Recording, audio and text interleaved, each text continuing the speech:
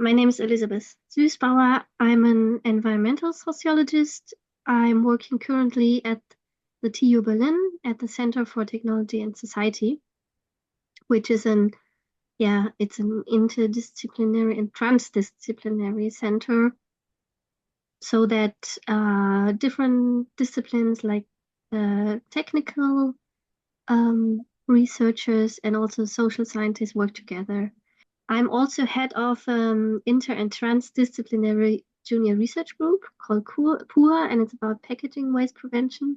The research interests are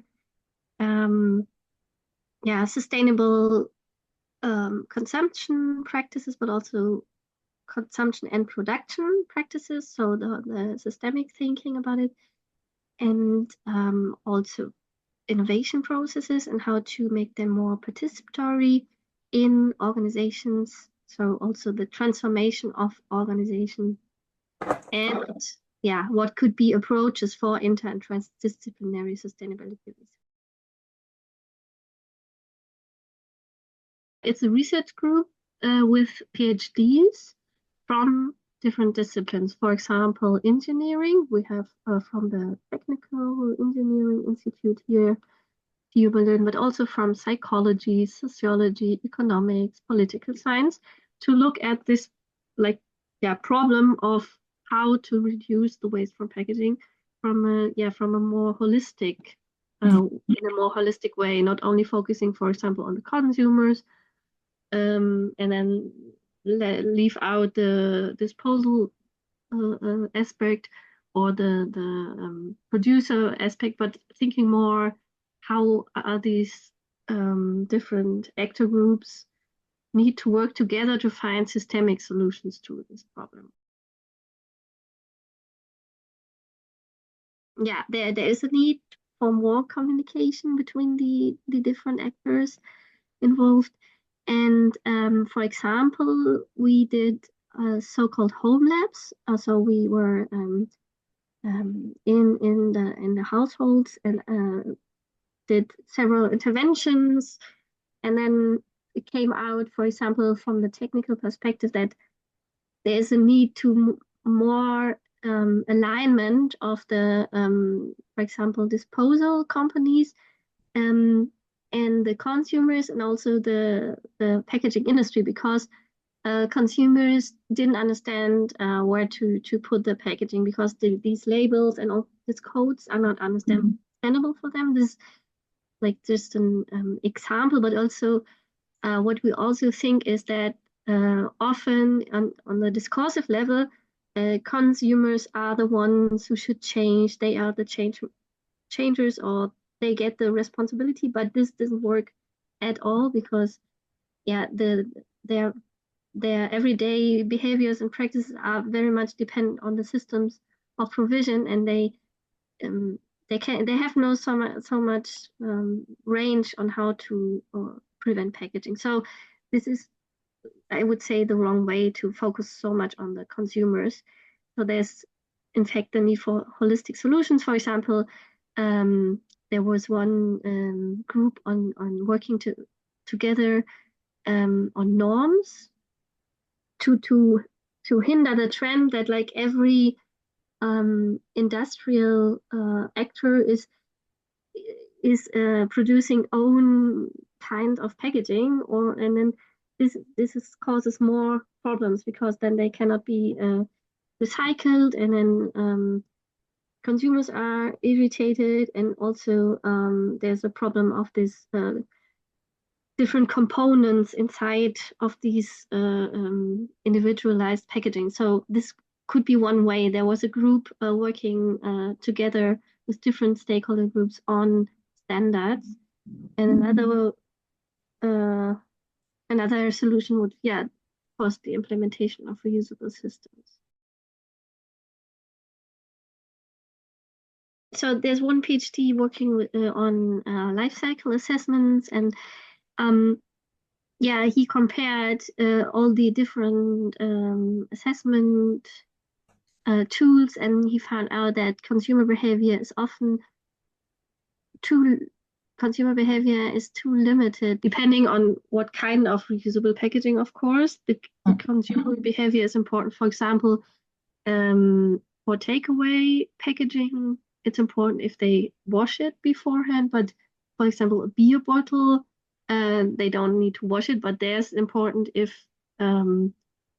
there's something inside the bottle, if they left something. So there are different behaviors that are important depending on the kind of packaging, but also you found that it's not included adequately enough. So, for example, for the returnable takeaway packaging, the circulation rate is also very, very important for the LCA. And there's a very recent short paper from Germany that Big et al. They say that these suppliers for returnable takeaway packaging, they don't offer their data, so that they need to calculate the circulation rate, very complicated, only indirectly. For example, they have different facts, and then they construct the circulation rate, and then they came out, for example, that it's at the moment it's 23, so it's used 23 times.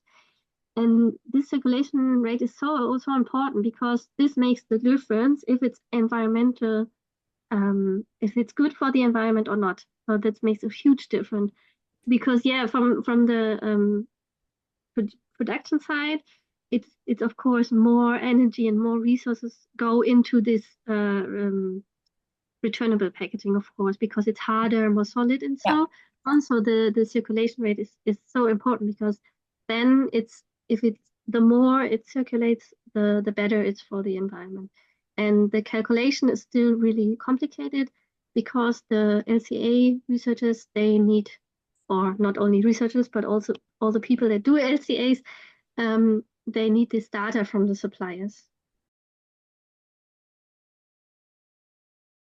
Yeah, because we also asked this in our survey. So we did a survey last year, 2023, with 2,000 consumers in Germany, and was a representative survey. And they said that 82% they brought their containers back within 2 weeks. So this sounds a lot, but we also asked them if they have containers at home that they didn't bring back, and there were 46% stated that they had already failed to return a reusable container, and that they have one or more reusable containers at home for private purposes. So this is still a problem because we asked, this, and this also shows that the return infrastructure is not good enough.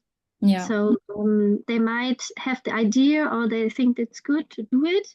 It was only half of the people that did it once to borrow a returnable container, so not much people. But those who do it, they think, okay, it's a good idea, but they have problems to return it back, and this is a huge problem. From the LCA perspective, they say it's not sufficient to offer reusable containers, but it's more important to offer return structures because they don't. It's not good if these containers stay at home in the home. Yeah, I think we also ask about the washing. So the cleaning is very important for reusable packaging because it makes a huge difference if they are double cleaned, for example, from the consumers, and then because they are cleaned anyway by the catering business or some central possibility to clean them. So this is important, but I think maybe it's not about understanding, it's more about how to fit these into the LCA analysis, how to prioritize and so on, because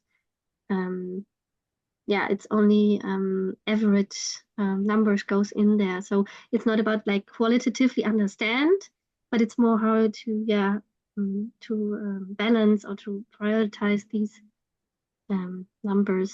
And I think there are more studies on cups. So there is also in research, there is a need for more studies on containers. Yeah, we found that there may be two fields or two key aspects. One is related to the consumers' uncertainties, and one to the like everyday life challenges. And the uncertainties, it's about they don't know. It's a lot of uncertainties, I must say. It's I think some of them can be handled easily. Some are more deeper. So they told that regarding the offer, which stores to offer them, regarding hygiene question, return options, and how the system works generally if it's combined with the app. So this is what they say. I think that these uncertainties also express, yeah, they also said that they feel uncomfortable asking about it, and I think this expresses that then also needs like from a deeper perspective, more culture or reuse culture. Because if you think, okay, this is maybe not, can I come with my own container? Maybe I disturb. This is also what they say. They feel that they could disturb, then they wouldn't do it. And I think this is something that needs more time to establish this reuse culture in the catering businesses so that consumers feel really comfortable to ask or to yeah, it's better not that they need to ask, but that they think, okay, everybody does it and it's okay, and I can bring my container or can borrow it. And yeah, I don't need to, yeah, this is the next question on cultural perceptions. It's also about what you just said about, yeah, trust, because I need to, if food is something more intimate, or something very intimate, and I need to trust if it's hygienic, okay, if it's really clean, is it healthy to eat from these foreign, or not foreign, but containers that are not my own. Yeah. So this, I think, this from this cultural perception that lie beyond this. This is the one field, and the other field is the everyday life challenges. They say that I think yeah, it's complicated to transport the containers, to store the containers. Preparation and planning is more complicated. The time required, meeting the return deadline, changing habits and routines, and cleaning the containers also was very high when we asked about it as a challenge for them. There was a correlation between place of residence and satisfaction with the offer of returnable containers. This was quite clear that depending if it's an urban or rural area, so the urban people living in urban areas, they were slightly more content with the offer, which is a little bit evident. And we also ask about their, it's so-called pre-cycling behavior scale.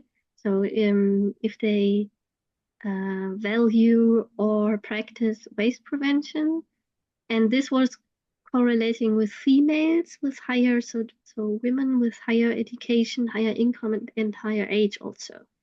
So this is quite typical for this waste topic, that it's often females do more care about it. This confirms other studies, I would say.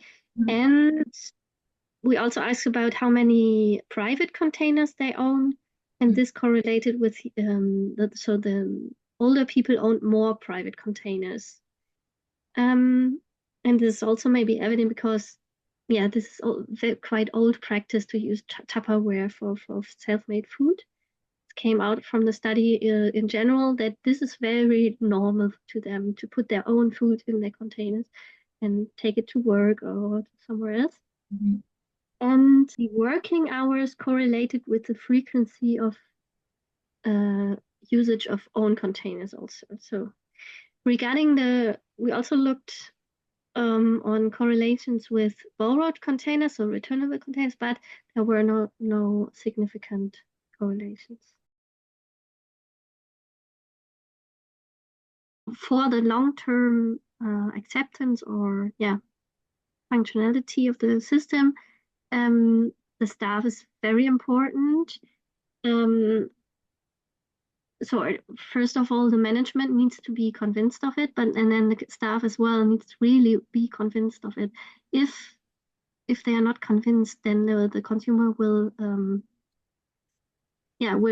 still have this feeling to disturb.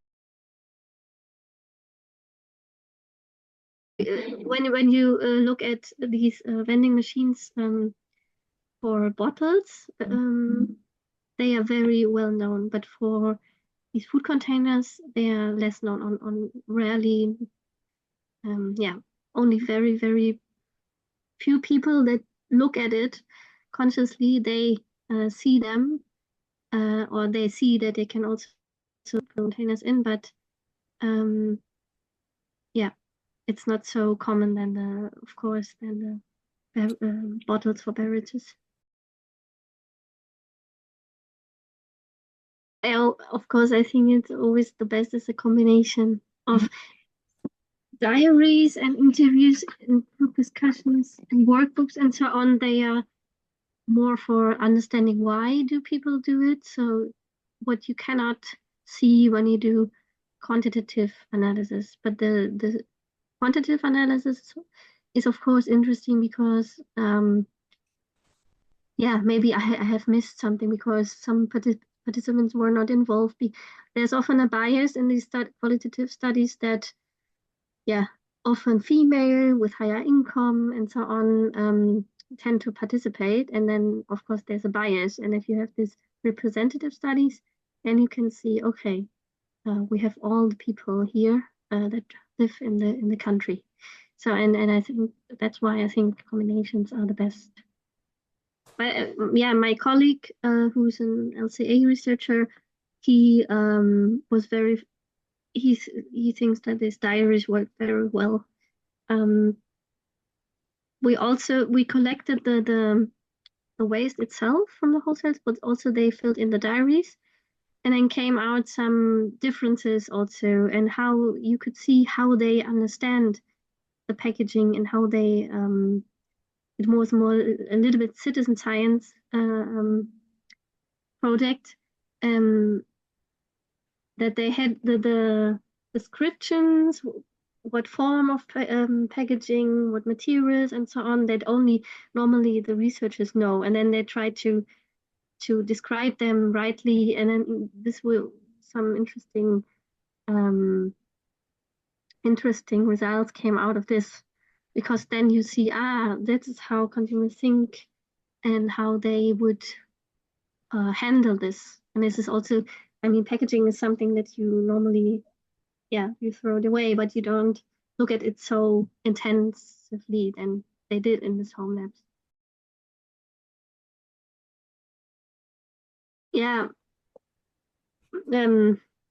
What is often the case that this what is called social desirability, that people are ashamed of what they do maybe in everyday life, and that they don't tell you. So and this is better if it's not an interview setting, but more like diaries and stuff, because then you don't think so much, you just fill it in, and then this is better to have not this social desirability effect. There was a recent report also, I think it's only in German, on cross-system return logistics, and this is of course maybe also a way to the future, to have not very different suppliers, or at least that they work together for the return infrastructure. So they had a pilot project on this joint cross-system return logistics, and I found, of course, that it needs to be economically competitive and bring environmental benefits, but this is with all things, I think. And they had two different forms of this.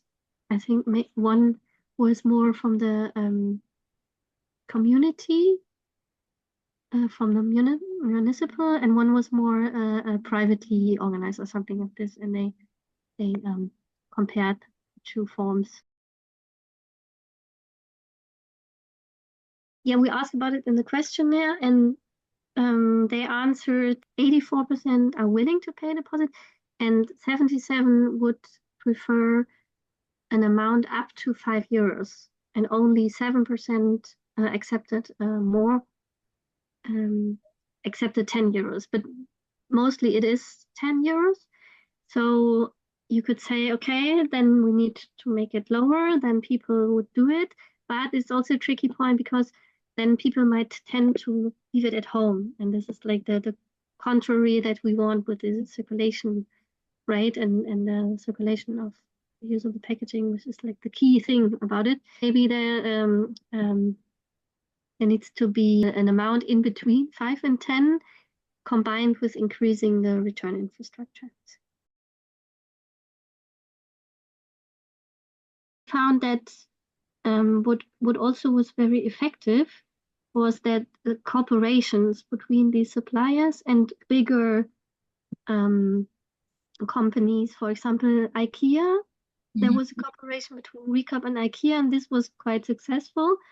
And I think this is also a good way to mainstream reusable packaging, because to find points where many people go from all different groups of the society, and this is, for example, IKEA.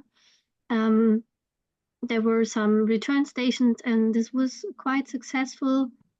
And also Recap has partnered with various companies, including Aral, McDonald's, and Burger King, to promote reusable packaging options.